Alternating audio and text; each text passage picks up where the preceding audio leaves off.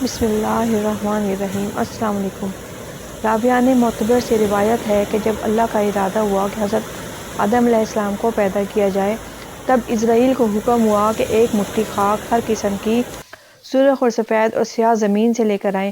حضرت اسرائیل علیہ السلام بحکم خداوندی ایک مٹھی خاک رنگا رنگ کی تمام روئے زمین سے جمع کر کے لائے اور ان کو اللہ کے حکم سے مکہ اور طائف کے درمیان میں رکھا۔ اللہ تعالیٰ نے باران رحمت اس مٹی پر برسایا اور اپنی قدرت کاملہ سے حضرت آدم کا پتلا اس مٹی کے خمیر سے بنایا اور 40 برس تک وہ قالب وہاں پڑا رہا۔ جب اللہ نے چاہا کہ آدم کا ستارہ اقبال بلند ہو اور شرافت بنی آدم کا تمام مخلوق پر ظاہر ہو، تو آپ نے روح پاک کو حکم صادر کیا کہ آدم کے بدن میں داخل ہو جاؤ،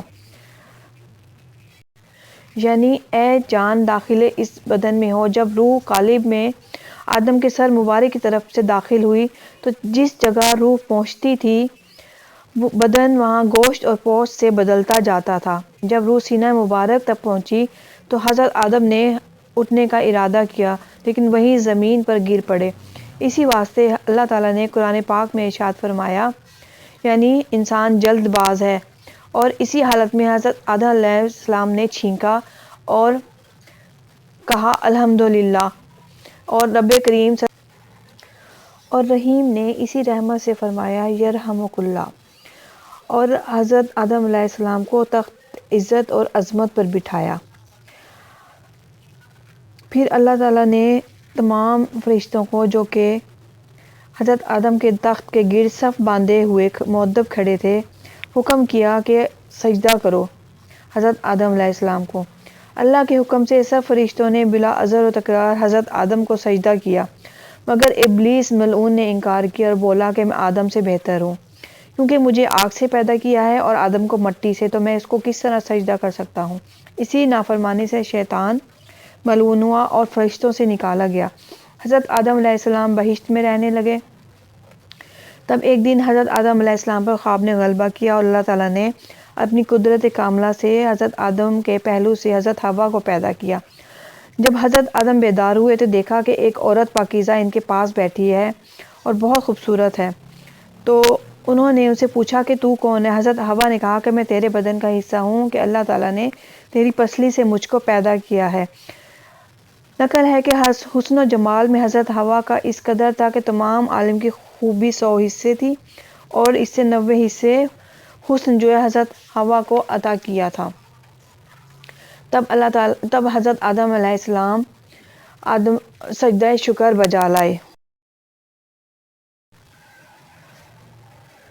تب ان دونوں کا عقد ہوا اور دونوں کو حکم ہوا کہ اے آدم و حوا، تم دونوں اس بہشت میں رہو اور سب میوے اس بہشت کے کھاؤ، مگر اس درخت کے قریب مت جانا، یعنی گیہوں کے درخت میں سے کچھ مت کھانا۔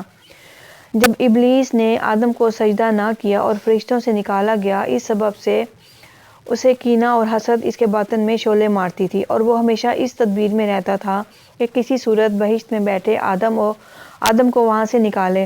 پہلے تو طاؤس سے دوستی کی کہ میری دوستی کے حق تیرے اوپر ثابت ہیں، آگے ہم تم ایک مکان میں رہتے تھے، چنانچہ مجھے اپنے بازو پر بٹھا کے بہشت میں پہنچا دے تاکہ میں اپنے دشمن سے بدلہ لے سکوں۔ طاؤس نے اس بات سے انکار کیا اور کہا کہ یہ بات تو سانپ سے کہو۔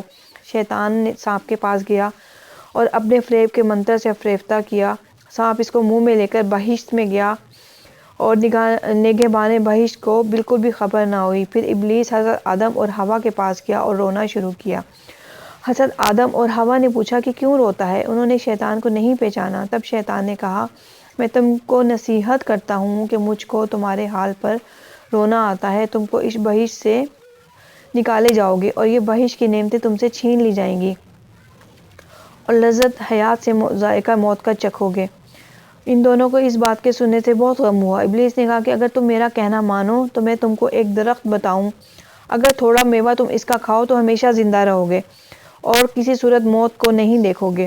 حضرت آدم نے پوچھا، وہ کون سا درخت ہے؟ شیطان نے کہا، یہ وہی درخت ہے کہ جس کے کھانے سے اللہ تعالیٰ نے منع کیا تھا۔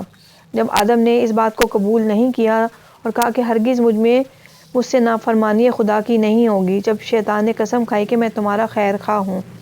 اس کے بعد حضرت آدم اٹھ کر چلے گئے اور شیطان نے حضرت حوا کی خدمت میں جا کر اسی طرح ان کے دل میں وسوسہ ڈالا اور سانپ نے شیطان کے کہنے پر گواہی دی۔ حضرت حوا نے حضرت آدم سے عرض کیا کہ سانپ تو خادم بہشت کا ہے اور وہ بھی اس شیطان کی یعنی شیطان کی گواہی دیتا ہے، اب تو میں پہلے اس درخت کا پھل کھاتی ہوں۔